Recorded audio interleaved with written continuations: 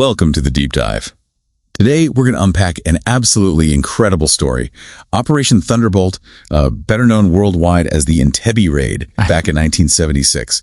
This was right in the middle of the 70s, a time when, sadly, passenger jets had become this terrifying new theater for political conflict. It all starts with Air France Flight 139, Tel Aviv to Paris. Right, and the flight path itself is key. You see, the vulnerability wasn't really on the Israeli side. It was the planned stopover in Athens.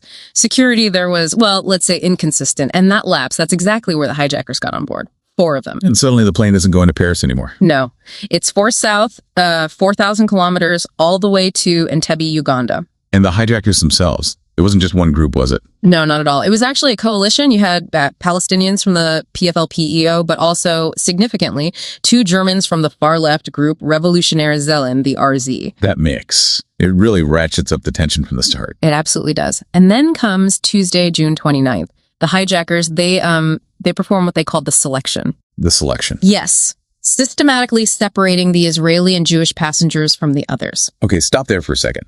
German radicals. Separating Jews on African soil, the historical echo. It must have been deafening for Israel. Exactly. I mean, that single act transformed the entire crisis. It went from being a hostage situation to something profoundly resonant, tapping into deep historical trauma. A passive response, almost unthinkable after that point. It became existential. And the host nation wasn't exactly neutral either. Idi Amin, the Ugandan president. Oh, far from it. He wasn't a mediator trying to help. He was, well, an active participant. He welcomed the hijackers, gave them support. We're talking over 100 Ugandan soldiers reinforcing the hijackers' position at the terminal. So any idea of a reliable negotiation through him, it just wasn't realistic. You couldn't trust the process. Not with him involved, no. But amidst all this darkness, there was this remarkable moment of courage. You mean the Air France crew? Yes. Captain Michel Bakos and his crew, 11 of them, they were offered release, told they could leave with the non-Israeli hostages, and they refused. They chose to stay with the remaining 105 hostages. An incredible act of integrity. That stand must have mattered. Meanwhile, back in Israel, the government is facing this terrible dilemma. The memory of the Munich Olympics massacre in '72 looms large. Absolutely haunting them. So they publicly agreed to negotiate, but it was really a tactical move. The goal wasn't concession, it was buying time. Precisely, buying time.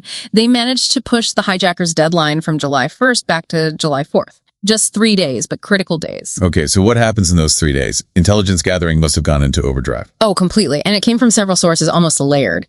First, a pregnant hostage was released early on, in Libya, actually. She gave initial details, number of hijackers, maybe some weapons info. Okay, a starting point. Then, a larger group, 148 non-Israeli hostages, were released, and they provided much more detailed information, crucially about the layout inside the old terminal building where everyone was being held.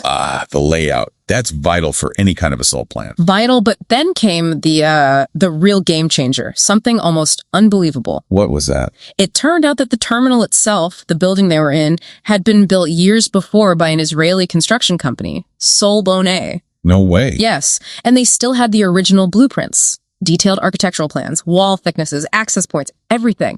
Imagine getting that level of intel for a target 4,000 kilometers away. It's extraordinary. So human intelligence from the hostages plus architectural intelligence from the builders. That combination, it makes a risky plan suddenly seem, well, feasible. Feasible, but still incredibly audacious. Which brings us to the plan itself. The core of it was deception. The famous Mercedes ruse. Right, the black Mercedes. Exactly. A black Mercedes-Benz 600, identical to the one Idi Amin favored, plus some Land Rovers. The lead assault team, Seiret Matkal, drove right up to the terminal in this convoy. The hope was that the Ugandan sentries would hesitate, thinking it was Amin arriving, just long enough to gain surprise. Did it work? Did they get that surprise? Not entirely. Almost immediately, Ugandan sentries opened fire. So that element of total surprise, it was lost very quickly. So what then? Then it became about speed. Overwhelming speed and force. They had to breach and engage immediately. The whole operation on the ground incredibly lasted less than 90 minutes. Under 90 minutes. And the results? Decisive. All 7 hijackers were killed. But tragically, not without loss on the hostage side, 3 hostages died during the firefight itself. And there was a 4th casualty later, wasn't there? Yes, sadly. Dora Bloff, an elderly hostage who had been taken to a hospital in Kampala before the raid, She was later murdered on Idi Amin's orders. Pure revenge. Horrific. And the Israeli military? One single fatality, but a significant one. The ground commander of the assault force, Lieutenant Colonel Yonatan Netanyahu.